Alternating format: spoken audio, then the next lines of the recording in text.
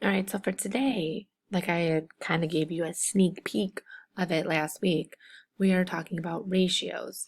And just so you know, a ratio is a comparison of two quantities. So we're comparing two things, okay? And there's three ways that we can write it. We can write it with words, a colon, and fractions. So our question here is to write a ratio of dogs to pigs, okay? Dogs to pigs. Now, if we're doing a ratio of dogs to pigs, we got to think to ourselves, how many dogs do we have? 1, 2, 3, 4, 5. So I have 5 dogs. Got the word two, so that's the word I got to use. 2, how many pigs? 1, 2, 3. 3 pigs.